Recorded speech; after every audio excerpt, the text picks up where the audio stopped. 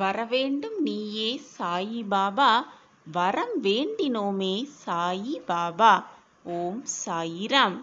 குழந்தையே, தினமும் மனம் நிறைய வேண்டுதல்களோடும் மனம் நிறைய எதிர்பார்ப்புகளோடும் என்னிடம் உன் பிரார்த்தனையை தினமும் வைத்து கொண்டுதான் இருக்கிறாய்.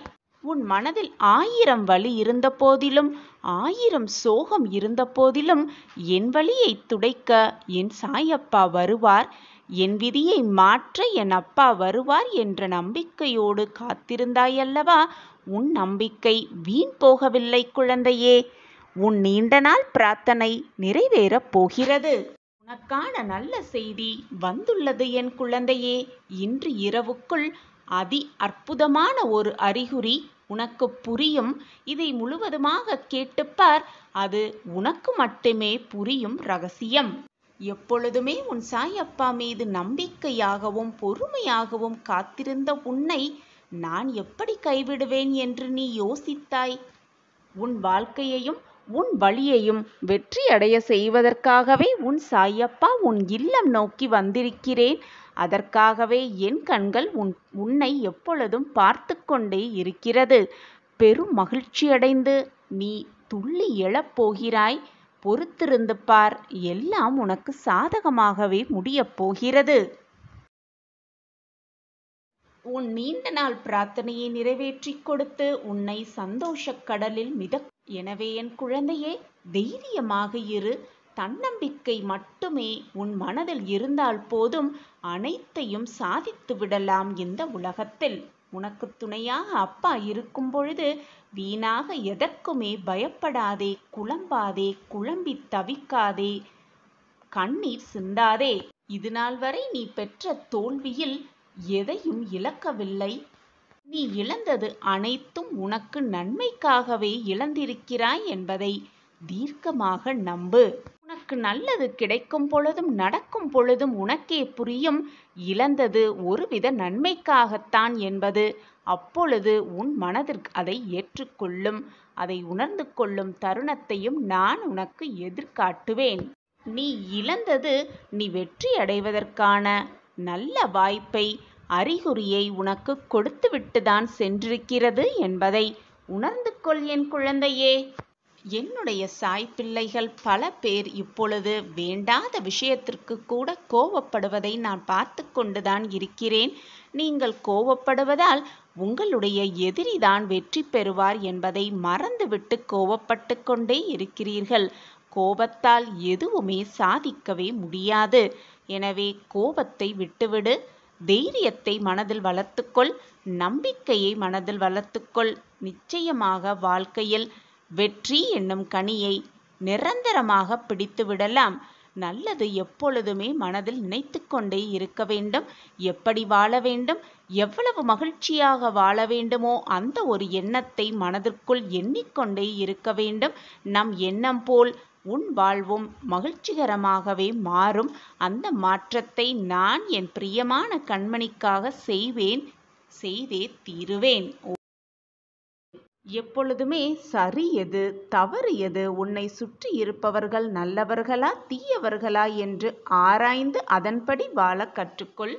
இதே நிலையில் நீ இருந்து கொண்டிருந்தால் உன்னுடைய மூளை, மனது எல்லாம் தவறான வழியில் சென்று கொண்டே இருக்கும். எனவே மனதை மாற்றிக்கொள். உன் கஷ்டமெல்லாம் இந்த வருடத்தோடு முடியப் போகிறது என்ற நம்பிக்கை எண்ணங்களை உன் மனதிற்குள் சொல்லிக்கொண்டே இரு. வருகிற வருடம் உனக்கு நிச்சயமான வசந்த காலமாகவே இருக்கும்.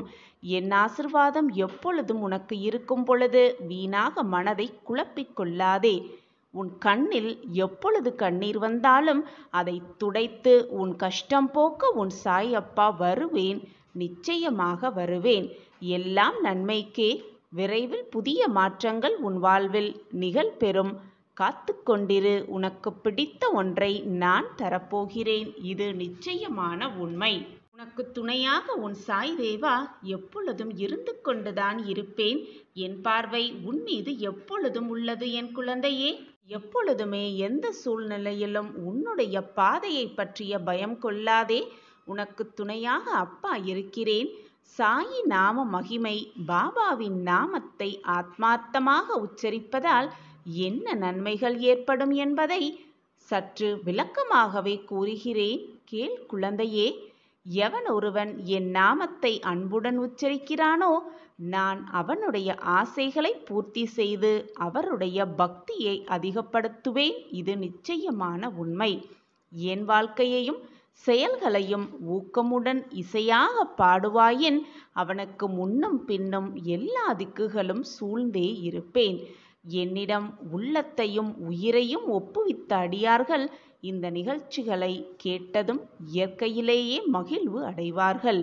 நம்பிக்கையுடன் என் லீலைகளை எவனாவது இசைப்பாயின் அவனுக்கு எல்லையற்ற பேரின்பத்தை நல்கி என்றும் நிலைத்திருக்கும் திருப்திகளை அளிப்பேன், நிச்சயமாக அளிப்பேன். எவன் என்னிடம் பூரண சரணாகதி அடைகிறானோ, எவன் என்னை விசுவாசத்தோடு வணங்குகிறானோ, எவன் என்னை நினைவில் நிறுத்தி நிரந்தரமாக தியானம் புரிகிறானோ அவனை விடுவிப்பது எனது சிறப்பியல்பாகும். என் நாமத்தை உச்சரிப்பவர், என்னை வணங்குபவர் எனது வாழ்க்கை நிகழ்ச்சிகளை பற்றி எண்ணி இவ்வாறாக என்னை நினைவில் இருத்தியிருப்பவர்கள் எங்கனம் உலகப் பொருட்கள், உணர்ச்சிகள் இவைகளில் கவனமுள்ளவர்களாக இருக்க முடியும்? சாவின் வாயினின்று எனது அடியவர்களை நான் வெளியே இழுத்து விடுவேன். என் குழந்தையே, எனது கதைகள் கேட்கப்பட்டால் எல்லா நோய்களும் விலகும்.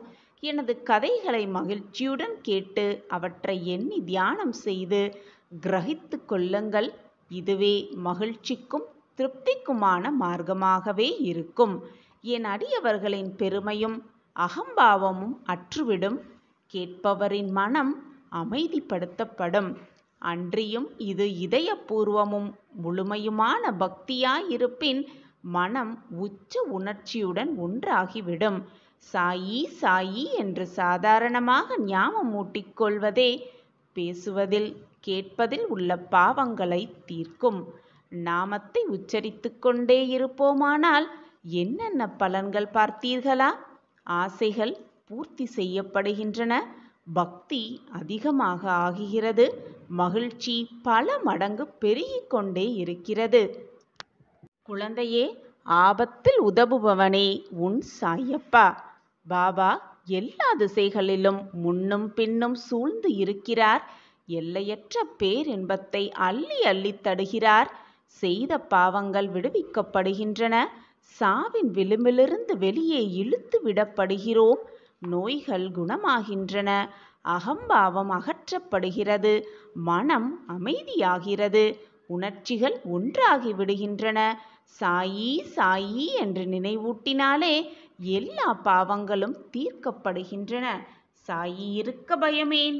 நீ என்னிடம் என்ன கேட்டாலும் எதுவாயினும் நான் அதை உனக்கு தருவேன், தந்தே தீருவேன். இது உன் சாயப்பாவின் சத்திய வாக்கேதான்.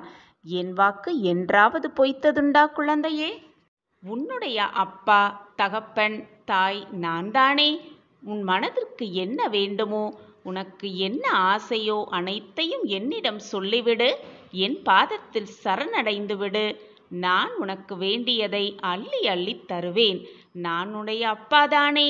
வேண்டியதை கேள் மகளே. நல்லதை நினைத்துக்கொள், நல்லதை செய். எல்லாம் உன் வாழ்வில் இனி நல்லதாகவே நிகழும். நிரந்தர நன்மையாகவே இருக்கும் உன் வாழ்வில். குழந்தையே, ஏன் உன் வாழ்க்கையில் தைரியம் என்பது சிறிது கூட இல்லாமல் மனதை போட்டு இப்படி குழப்பிக் கொண்டே இருக்கிறாய்? கெடுத்தாலும் பயம், எதற்கெடுத்தாலும் இப்படி ஆகிவிடுமோ அப்படி ஆகிவிடுமோ என்று நீயே அனைத்தையும் முடிவு செய்துவிட்டு அந்த முடிவை நினைத்து பயந்து கொண்டே இருக்கிறாய். உன்னுடைய எதிர்மறை எண்ணம்தான் உன்னை இப்படி தடுமாற வைக்கிறது என் பிள்ளையே. ஒவ்வொரு அடியையும் எப்பொழுதும் முன்னே எடுத்து வை. பின்னால் ஒரு அடி கூட எடுத்து வைக்காதே. விவேகத்தோடு நீ எடுத்து வைக்கும் ஒவ்வொரு அடியும் நிச்சயமாக வெற்றி பாதைக்கு உன்னை அழைத்து செல்லும். உனக்கு துணையாக எப்பொழுதும் உன் அப்பா உன் அருகிலேயே வந்து கொண்டிருப்பேன் என்பதை மறந்து விடாதே என் குழந்தையே. நான் இருக்கிறேன். உன் கஷ்டமெல்லாம் இந்த வருஷத்தோடு முடியப் போகிறது. வருகிற புது வருடம் உனக்கு வசந்த காலமாக நிச்சயமாக இருக்கும். என்னுடைய ஆசிர்வாதம் எப்பொழுதுமே உனக்கு உண்டு என் குழந்தையே. உன் கண்ணில் எப்பொழுது கண்ணீர் வந்தாலும் அதை துடைத்து உன் கஷ்டம் போக்க உன் சாயப்பா வருவேன், நிச்சயமாக வருவேன். எல்லாம் நன்மைக்கே. விரைவில் புதிய மாற்றம் உன் வாழ்வில் நிறைபெறும், நிகழ்பெறும். காத்து கொண்டிரு. உனக்கு பிடித்த ஒன்றை உன் சாயப்பா நிச்சயமாக தருவேன். என் பிரியமான குழந்தைக்கு தராமல் வேறு யாருக்கு நான் தரப்போகிறேன்? உனக்கு துணையாக எப்பொழுதும் நான் இருப்பேன் குழந்தையே. மனவேதனைப்பட்டால் உன் சாயப்பா நிச்சயமாக வருவேன், வந்து ஆசிர்வாதம் புரிவேன். என்னுடைய வாக்குப்படிதான் நீ நடந்து கொண்டிருக்கிறாய். ஆனால் உன்னுடைய எதிர்மறை சிந்தனைகளால் சில சமயம் தடுமாறி விடுகிறாய். எப்பொழுதும் நேர்மறை எண்ணங்களை மனதில் வைத்துக்கொள். நல்ல சிந்தனையும் நல்ல எண்ணங்களையும் உன் மனதில் வைத்துக்கொள். உன் எண்ணம் போல் உன் சொற்கள் போல் உன் வாழ்க்கையும் மிக ஆனந்தமாகவே இருக்கும். நான் இருக்கிறேன் குழந்தையே. என் வார்த்தைகளின் மீது நம்பிக்கை வைத்து நீ செல்லும் பாதையில் தீர்க்கமாக வெற்றி அடைவதற்கான இலக்கை மட்டுமே நினைத்து கொண்டு பயணித்து கொண்டே இரு. உன் வாழ்க்கையில் ஒளி தீபத்தை நான் ஏற்றிவிட்டேன். இனி உன் வாழ்வில் எல்லாம் பிரகாசமே, எல்லாம் ஜெயமே, எல்லாம் வெற்றியே. நான் இருக்கிறேன் குழந்தையே. எதற்கும் பயப்படாதே. உனக்கே அது புரிகிறது. நீ அனுபவித்துக் கொண்டிருக்கும் அந்த பிரச்சனைகள் ஒவ்வொன்றாக உன்னை விட்டு விலகுவதை உன்னால் உணர்ந்து கொள்ள முடிகிறது தானே?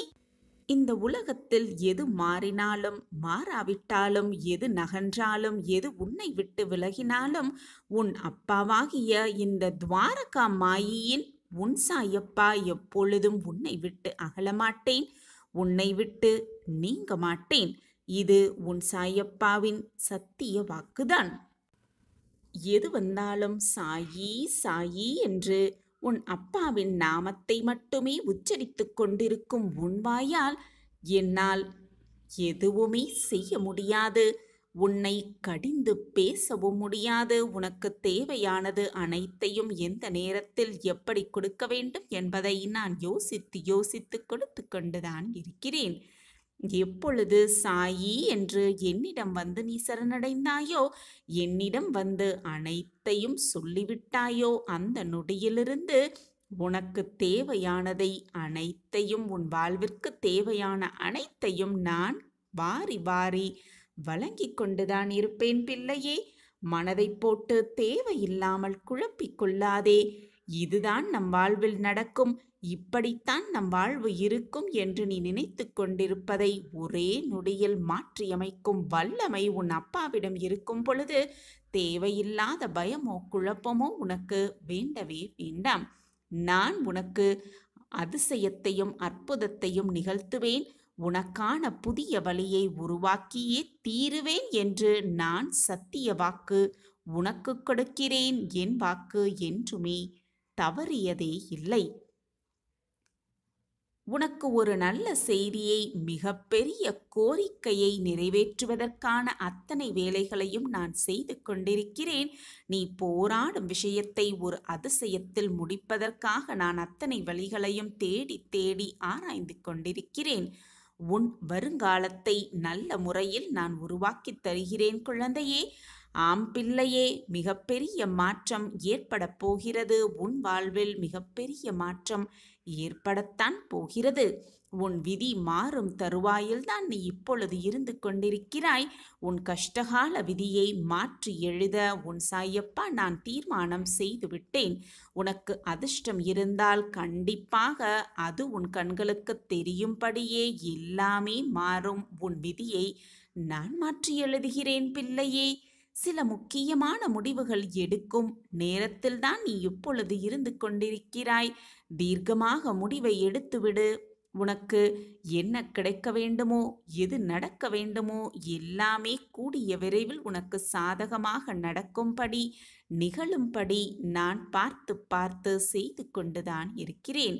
மனம் உடைந்து விடாமல் இரு. நீ புலம்பிய நாட்கள் எல்லாமே போதும். நீ புலம்பியது அனைத்துமே போதும். உன் புலம்பலெல்லாம் ஒரு முடிவுக்கு வரப்போகிறது. இன்றே அதற்கான அறிகுறியெல்லாம் உனக்கு ஒவ்வொன்றாக தெரியும். உன் மனம் குளிரும் மங்கள செய்தி உன்னை தேடி வரும். எந்த ஒரு வார்த்தையை மீண்டும் மீண்டும் நீ உச்சரித்துக் கொண்டே இருக்கிறாயோ, சொல்லிக் கொண்டே இருக்கிறாயோ, அந்த வார்த்தை உன் வாழ்வில் நிச்சயமாக நடந்தேறும். இதுதான் இயற்கையின் விதி. எனவே நல்லதை சொல்லிக்கொண்டே இரு, நல்லதை பேசிக்கொண்டே இரு, நல்லதையே சிந்தனை செய்து கொண்டே இரு. எப்பொழுதும் உன்னை சுற்றி நல்லது இருக்குமாறு பார்த்து கொண்டே இரு. நீ நினைப்பதற்கு மேலாகவே உன் வாழ்வில் எல்லாமே உனக்கு நல்லதாகவே இருக்கும், நன்மையாகவே இருக்கும், நிரந்தர நன்மையாகவே இருக்கும். எனவே எப்பொழுதுமே வெற்றி ஜெயம், வெற்றி ஜெயம் என்று சொல்லிக்கொண்டே இரு. நீ நினைப்பது போலவே, நீ சொல்வது போலவே எல்லாமே உன்னை சுற்றி வெற்றிகரமாகவே முடியும். ஒன்றை உன்னால் கனவு காண முடியுமென்றால் அந்த கனவை நினைவாக்க வழியும் உனக்கு தெரியும். கனவு காண்பது மட்டுமே உன் வேலையல்ல, அந்த கனவை நினைவாக்கும் வேலையும் உன் கையில்தான் இருக்கிறது. எது நடந்தாலும் எனக்கு துணையாக அப்பா இருக்கிறார் என்ற நம்பிக்கை எண்ணமே போதும் உன்னை வெற்றிக்கான பாதையில் வழிநடத்தும். 8 திக்கிலும் இருந்து உன்னை நான் பாதுகாத்து கொண்டுதான் இருக்கிறேன். நீ கீழே தடுக்கி விழுந்தாலும் உன்னை தூக்கிவிட உன் தாயாக தகப்பனாக அனைத்துமாக உன் சாயப்பா உன்னோடு இருக்கும் வரை எதற்குமே நீ கவலைப்பட வேண்டிய அவசியமே இல்லை. எதிர்காலத்திற்கான மாற்றத்தை நான் உருவாக்கி இருக்கிறேன். நல்ல மாற்றம் உன்னை தேடி வரப்போகிறது. நீ நழுவவிட்ட வாய்ப்பு மீண்டும் உனக்கே கிடைக்கப் போகிறது. ஆம் குழந்தையே, நீ நழுவவிட்ட மிகப்பெரிய வாய்ப்பு உனக்கே கிடைக்கப் போகிறது. உன் வேண்டுதல்கள் எல்லாமே ஒவ்வொன்றாக நிறைவேறப் போகிறது. உன் பிரார்த்தனைகள் அனைத்திற்கும் ஒரு தக்க பதில், ஒரு நல்ல பலன் கிடைக்கப் போகிறது. உன் கஷ்டத்திற்கான கடைசி நேரம் இதுதான் என்பதை தீர்க்கமாக நம்பு. உன் நீண்ட நாளைய போராட்டத்திற்கான நிறைவு காலம் வந்துவிட்டது. ஆம், நிறைவு காலம் வந்தே விட்டது. எல்லாம் சரியாகிவிடும். உன் கர்ம வினைகள் உன்னை விட்டு நெடுதூரம் செல்லும் நேரம் உன்னை நெருங்கி இருக்கிறது. ஆம், மாற்றத்திற்கான ஆரம்ப நாள் இன்றேதான். நீ வீணாக மனதை போட்டு குழப்பிக் கொள்ளாதே. உன் காத்திருப்புக்கான பலனை இரட்டிப்பாக கிடைக்கப்பெற்று வாழ்வில் சுபிக்ஷமாக வாழப்போகிறாய். ஆம் குழந்தையே, இது உன் அப்பாவின் சத்திய வாக்குதான். என் அன்பு பிள்ளையே, உன் சொந்த பந்தம் வேண்டுமானாலும் உன்னை வெறுக்கலாம். உன்னை நெருங்கிய சொந்தம் உன்மேல் வெறுப்பும் கூட காட்டலாம். இவ்வளவு பெரிய துன்பக் கடலில் தத்தளித்துக் கொண்டிருக்கிறாய். கவலையே படாதே. உன்னை துன்பக் கடலிலிருந்து உன்னை கரை சேர்த்து நான் மகிழ்ச்சியாக வாழ வைப்பேன். ஆனந்த செய்தியை அள்ளி அள்ளி கொடுப்பேன். உன் சாயி தேவா. மனதிற்கு ஆறுதல் சொல்ல சுற்றி இருப்பவர்கள் யாருமே இல்லையே, எவருமே இல்லையே என்று வருத்தப்படாதே. உனக்கு கண்ணுக்கு தெரிந்தாலும் தெரியாவிட்டாலும் கூட, உன்னால் உணர்ந்து கொள்ள முடிந்தாலும் முடியாவிட்டாலும் கூட, நான் உன் அருகிலேயே இருந்து கொண்டிருக்கிறேன் என்பதுதான் நிதர்சனமான உண்மை. எது வந்தாலும் எது நடந்தாலும் நான் உன்னை விட்டு விலகவே மாட்டேன். உன் மனவேதனையாக இருக்கும் சமயத்தில், மனப்போராட்டமாக இருக்கும் சமயத்தில் அமைதியாக உட்கார்ந்து என் கண்களை நன்றாக ஆழப்பார். என் கண்கள் உனக்கு நிச்சயமாக ஒரு பதிலை கொடுக்கும். உன் போராட்டங்களுக்கான தீர்வை என் கண்கள் கொடுக்கும். அனைத்து கஷ்டத்திலிருந்தும் விரைவில் வெளிவந்து விடுவாய். மனதில் ஏதேதோ கோரிக்கைகளை வைத்துக்கொண்டு, ஏதேதோ பிரார்த்தனைகளை வைத்துக்கொண்டு என்னிடம் வந்து வேண்டுகிறாய். என் வாழ்க்கையில் இந்த மாற்றங்கள் நிகழ வேண்டும், என் வாழ்க்கையில் இந்த மாற்றங்கள் நிகழ்ந்து நான் மகிழ்ச்சியாகவும் சந்தோஷமாகவும் வாழ வேண்டும், என் வாழ்க்கையில் எந்த கஷ்டமும் என்னை நெருங்காமல் பார்த்து கொள்ளுங்கள் சாயி தேவா என்று என்னிடம் வந்து உன் மனதில் இருக்கும் போராட்டங்களையும் உன் மனதில் இருக்கும் ஆசைகளையும் என்னிடம் வந்து சமர்ப்பிக்கிறாய். நிச்சயமாக உன் ஆசைகளெல்லாம் பூர்த்தி செய்யும் வேலையை உன் அப்பா நான் செய்வேன். உன் மனதிற்கு எது சரி என்று படுகிறதோ, உன் வாழ்க்கைக்கு தேவையானது எது என்று எனக்கு தென்படுகிறதோ அதை அள்ளி அள்ளி நிச்சயமாக நான் உன்னிடம் கொண்டு வந்து சேர்ப்பேன். என்னை மீறி உன் வாழ்க்கையில் எந்த தவறும் நிகழும்படி நான் விட்டுவிட மாட்டேன். உன் வாழ்க்கையில் நடப்பது எல்லாம் நன்மைக்கே. என்னுடைய திட்டப்படிதான் எல்லாமே இதுவரை சுபமாக நடந்து கொண்டிருந்தது. இனியும் எல்லாமே சுபமாகவே நடக்கும். ஒன்றை நன்றாக புரிந்து கொள். உன் வாழ்க்கையை நீ எப்படி வாழ வேண்டும் என்று நினைக்கிறாயோ, எப்படி வாழ்க்கையில் முன்னேற வேண்டும் என்று ஆசைப்படுகிறாயோ, அது உன் வாழ்க்கையில் அப்படியே நிகழ, உன் வாழ்வில் ஆனந்த செய்தி உன்னை வந்து சேர நான் சில வழிமுறைகளை கூறுகிறேன். கேட்டு அதை பின்பற்று. உன் வாழ்க்கையில் நீ நினைத்து கூட பார்க்க முடியாத அதிசயத்தை நிச்சயமாக உணர்வாய். தார்மீக விஷயங்களையும் தெய்வீக வேதாத விஷயங்களையும் தெரிந்து கொள்ள, புரிந்து கொள்ளவும் முதலில் சிரத்தையும் பிறகு பொறுமையும் பக்தியும் மிக மிக அவசியம். என் அன்பு குழந்தையே, கூடிய விரைவில் நல்ல செய்தி. இது நாள் வரை எதற்காக காத்து கொண்டே இருந்தாயோ, என்னிடம் என்ன பிரார்த்தனை வைத்து கொண்டே இருந்தாயோ, அது உன்னை சேரும் நேரம் நெருங்கி இருக்கிறது. உன்னை சர்வ நிச்சயமாக வந்து சேரத்தான் போகிறது. உன் மனதில் உள்ளது இதுதானே? நான் உள்ளதை உள்ளபடி சொல்லிவிட்டேனா? நான் கூறுவது சர்வ நிச்சயமாக பலிக்கும். உன் சாயப்பாவின் வாக்கு என்றுமே பொய்யாகாது. நான் இருக்கிறேன். நான் உன்னுடனேயே இருப்பேன். உன்னுடனேயே எப்பொழுதும் இருப்பேன். கவலைப்படாமல் இரு. உனக்கு என்று எழுதப்பட்டது நிச்சயமாக உன்னிடம் வந்து சேரும்படி நான் பார்த்து கொள்கிறேன். எல்லா திசைகளிலும் நான் உன்னை சூழ்ந்து நிற்கையில் நீ எதற்காக பயப்படுகிறாய்? எனது பிடியிலேயே இருந்து கொண்டிருக்கிறாய். நானே உனக்கு அனைத்துமாக இருந்து கொண்டிருக்கிறேன். எனவே வாழ்வை பார்த்து பயப்படாதே. வாழ்வு என்பது ஒரு பாடல் போன்றது. பாடிப்பார். வாழ்வு என்றது ஒரு விளையாட்டை போன்றது. விளையாடிப்பார். வாழ்வு என்பது ஒரு தன்னம்பிக்கை போன்றது. சாதித்து காட்டு. வாழ்வு என்பது ஒரு கனவு போன்றது. அதை நிஜமாக்கி காட்டு. வாழ்வு வாழ்வதற்கே சந்தோஷமாக அந்த வாழ்வை வாழ்ந்துவிட்டு போகலாமே. எந்த ஆபத்து உன்னை நெருங்கினாலும் அதிலிருந்து நீ காப்பாற்றப்படுவாய். இதில் எந்த சந்தேகமுமே உனக்கு வேண்டவே வேண்டாம். நீ வேண்டியதை, பிரார்த்தனை செய்ததை, நீ ஆசீர்வாதமாக கேட்டதை நான் தராமல் எங்கு செல்லப் போகிறேன்? உனக்கு வேண்டியதை தருவதற்காகவே நான் வேலை செய்து கொண்டிருக்கிறேன். என் பிள்ளைக்கு தராமல் வேறு என்னத்தான் வேலை இருக்கிறது எனக்கு? நான் அனைத்தையும் பார்த்து பார்த்து செய்து கொண்டே இருக்கிறேன். உனக்கு தேவையானதை சரியான நேரத்தில் சரியான சமயத்தில் உனக்கு நான் கொண்டு வந்து சேர்ப்பேன். எனவே தைரியமாக இரு. அமைதியும் சந்தோஷமும் உன்னிடம்தான் இருக்கிறது. அதை உன்னில் இருக்கும் உன்னை தேடிக்கொண்டே இரு. மற்ற இடத்தில் அதை தேடுவதை நிறுத்திவிடு. சந்தோஷமும் நிம்மதியும் உன் முகத்தில் எப்பொழுதுமே இருக்க வேண்டும். அதுதான் உன் சாயப்பாவின் ஆசையும் கூட. சாயப்பா உன்னோடு இருக்கும் வரை உனக்கு ஏன் மனக்கவலை? சாயிராம், சாயிராம். மகிழ்ச்சி, சந்தோஷம், ஆனந்தம் எல்லாமே நம்மிடத்தில்தான் இருக்கிறது. நம்மிடம் அது இருக்கும் பொழுது நமக்கு அது பெரிதாக தெரியவில்லை.